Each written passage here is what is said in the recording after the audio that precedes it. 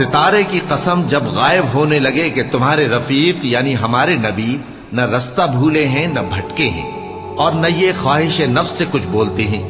یہ قرآن تو ایک وحی ہے جو ان کی طرف بھیجی جاتی ہے، ان کو نہایت قوت والے نے سکھایا یعنی جبرائیل نے جو طاقتور ہیں۔ پھر وہ پوری طرح بیٹھے جبکہ وہ آسمان کے اونچے کنارے پر تھے، پھر وہ قریب ہوئے، پھر مزید نیچے آ گئے تو وہ 2 کمان کے فاصلے پر ہو گئے یا اس سے بھی کم۔ پھر اللہ نے اپنے بندے کی طرف جو حکم بھیجا سو بھیجا۔ جو کچھ انہوں نے دیکھا ان کے دل نے اس کو جھوٹ نہ جانا۔ کیا جو کچھ وہ دیکھتے ہیں تم اس میں ان سے جھگڑتے ہو؟ اور انہوں نے اس کو یعنی جبرائیل کو ایک اور بار بھی اترتے دیکھا ہے سدرۃ المنتہا کے پاس۔ اسی کے پاس ہمیشہ رہنے کی بہشت ہے، جبکہ اس بیری پر چھا رہا تھا جو چھا رہا تھا۔ ان کی آنکھ نہ تو اور طرف مائل ہوئی اور نہ حد سے آگے بڑھی۔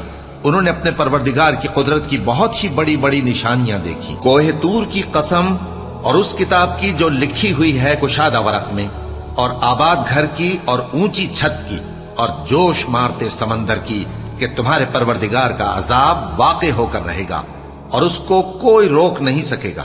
جس دن آسمان لرزنے لگے کپ کپا کر اور پہاڑ سچ مچ اڑنے لگیں تو اس دن جھٹلانے والوں کے لیے خرابی ہوگی جو بیکار باتوں میں پڑے کھیل رہے ہیں۔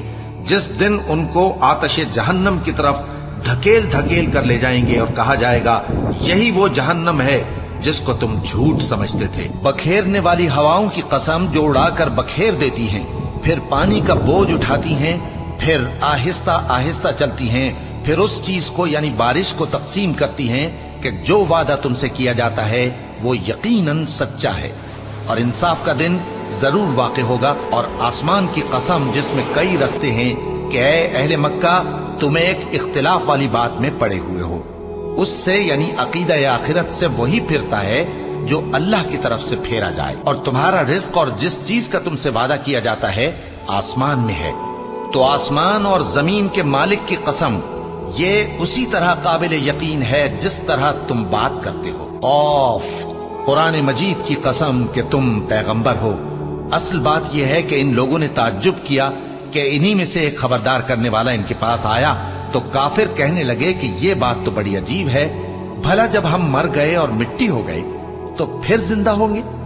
یہ زندہ ہونا عقل سے بعید ہے۔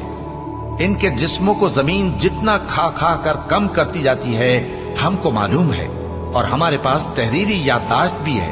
بلکہ عجیب بات یہ ہے کہ جب ان کے پاس دین حق آ پہنچا تو انہوں نے اس کو جھوٹ سمجھا۔ سو یہ ایک الجھی ہوئی بات میں پڑے ہیں۔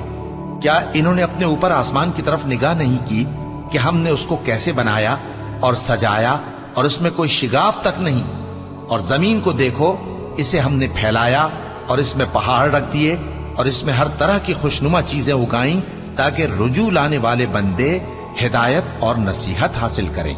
اور ہم نے آسمان سے برکت والا پانی اتارا اور اس سے باغ اگائے اور کھیتی کا اناج اور لمبے لمبے کھجور کے درخت جن کا گابھا تہ بتہ ہوتا ہے۔ یہ سب کچھ بندوں کو روزی دینے کے لیے کیا ہے۔ اور اس پانی سے ہم نے مردہ زمین کو زندہ کیا، بس اسی طرح قیامت کے روز نکل پڑنا ہے۔ اور جس روز انکار کرنے والے آگ کے سامنے کیے جائیں گے تو ان سے پوچھا جائے گا کیا یہ حق نہیں ہے؟